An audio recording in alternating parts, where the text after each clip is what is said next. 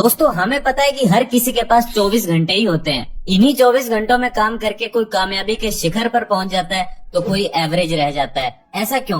क्या वो कुछ अलग करते हैं? नहीं, वो कुछ अलग नहीं करते, उनकी आदतें अलग होती है। वो लोग फालतू की लड़ाई और जेसीबी की खुदाई देखने कहीं नहीं रुकते। उन्हें पता होता है कि कहाँ बोलना है और कहाँ पर चुप रहना है। वो खुद की और दूसरों के टाइम की वैल्यू करते हैं। ऐसी ही कुछ छोटी छोटी हैबिट्स है जो उन्हें सक्सेसफुल बनाती है, जो अगर आपके अंदर है तो बहुत अच्छी बात है और अगर नहीं है तो उन्हें डेवलप कर लो। यानी आज के इस वीडियो में मैं आपके साथ स्टीफन कवी की इस book 7 habits of highly effective people से कुछ ऐसी बातें बताऊंगा जो आपके लिए सक्सेस का रोड मैप बन सकती है। तो इन बातों को सिर्फ सुनना नहीं है, नोट डाउन करके अप्लाई करना है। फर्स्ट लेसन है बी प्रोएक्टिव। हमारे ऊपर जब भी कोई प्रॉब्लम आती है या कुछ भी बुरा होता है तो यह चीज हमारे बिहेवियर में दिखने लगती है। क्यों? क्योंकि हम सिचुएशन को रिस्पॉन्ड नहीं करते, सिचुएशन पर रिएक्ट करते हैं। अगर वेदर अच्छा है तो हम अच्छा फील करते हैं, अगर वेदर खराब है तो हम अपना मूड खराब कर लेते हैं कि आज ऑफिस कैसे जाऊंगा, आज काम नहीं होगा। ये रिएक्टिव मेंटेलिटी है। वहीं प्रोएक्टिव लोग अपना वेदर साथ लेके चलते हैं। चाहे धूप हो या बारिश कोई फर्क नहीं पड़ता, जो काम करना है मेरा बहुत नुकसान हो जाएगा।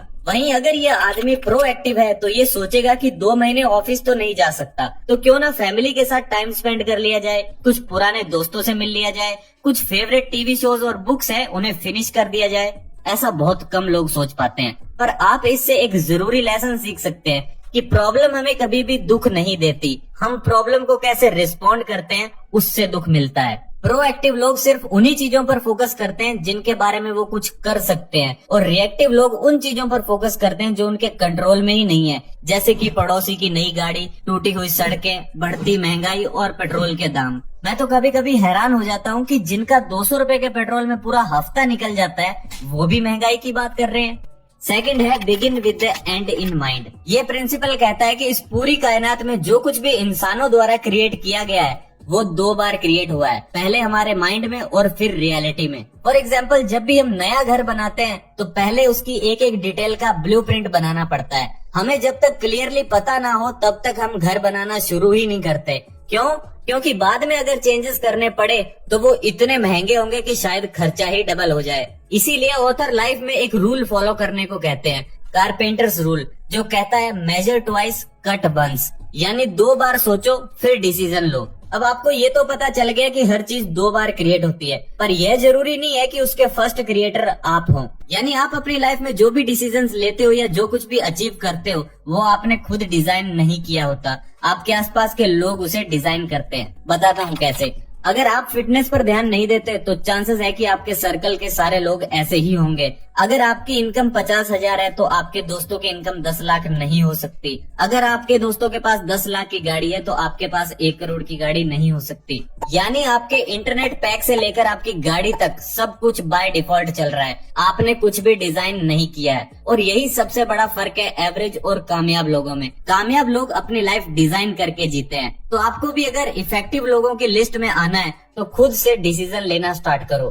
थर्ड है टाइम मैनेजमेंट मैट्रिक्स। देखो, एवरेज आदमी हो या फिर सक्सेसफुल आदमी, सभी के पास 24 घंटे ही होते हैं। फर्क सिर्फ इतना है कि कामयाब लोग अपने टाइम को मैनेज करना जानते हैं। तो चलो जानते हैं कि टाइम मैनेज कैसे किया जाता है। इसे ऑथर एक क्वाड्रेंट से समझाते हैं। क्वाड्रेंट के ऊपर की साइड हम लिखेंगे urgent and not urgent task, फिर साइड में हम लिखेंगे important and not important task. Urgent and important task जैसे कि कोई मेडिकल इमरजेंसी है, फूड है, डेडलाइन प्रोजेक्ट है, ये सब इम्पोर्टेंट तो है, साथ ही अर्जेंट भी है, यानी इन्हें जल्द ही निपटाना होगा। फिर आते हैं not urgent but important task, जैसे कि एक्सरसाइज करना, हेल्दी फूड खाना, कोई स्किल सीखना, प्लानिंग करना। ये सब काम इम्पोर्टेंट तो है पर अर्जेंट नहीं है।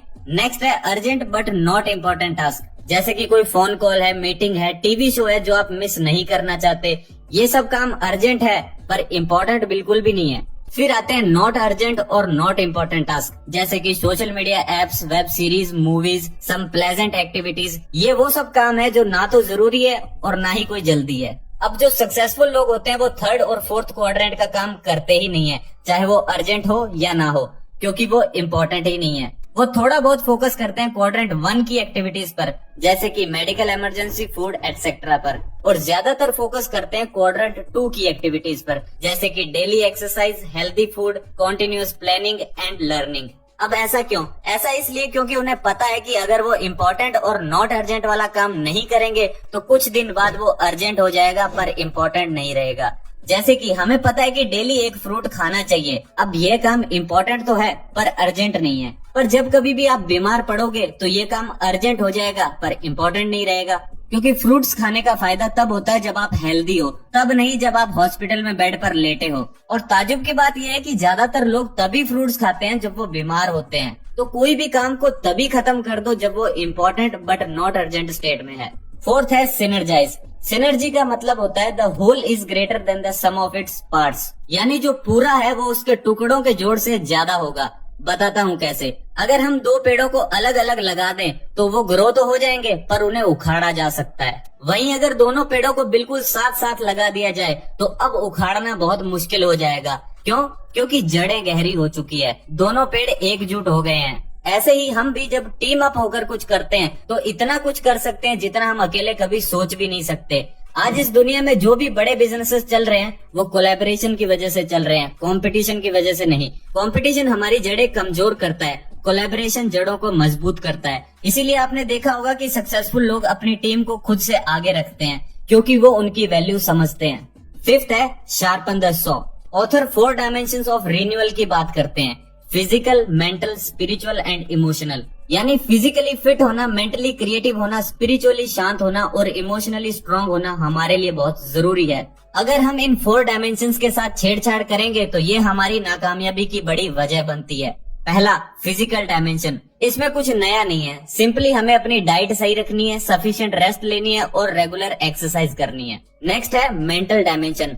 बहुत सारे यानी 90% से ज्यादा लोग फॉर्मल एजुकेशन के बाद अपनी मेंटल डायमेंशन पर काम ही नहीं करते। स्कूल के बाद हम ना तो कुछ इन डेप्थ पढ़ते हैं, ना ही नए सब्जेक्ट्स एक्सप्लोर करते हैं और ना ही कुछ लिखते हैं। मतलब हम एक भी ऐसा काम नहीं करते जिससे हमारी मेंटल एबिलिटी टेस्ट हो। इसीलिए ऑथर कहते हैं कि हाईली इफेक्टिव लोग एंटरटेनमेंट की जगह एजुकेशन को चुनते हैं। नंबर 3 है स्पिरिचुअल डायमेंशन। अब इस डायमेंशन का कोई हार्ड एंड फास्ट रूल नहीं है कि ये करना पड़ेगा या ये छोड़ना पड़ेगा। बेसिकली हमें शांत होना है और शांत होना एक पर्सनल आर्ट है। कोई दूसरा आपको डंडा दिखा के नहीं कह सकता कि शांत हो जाओ।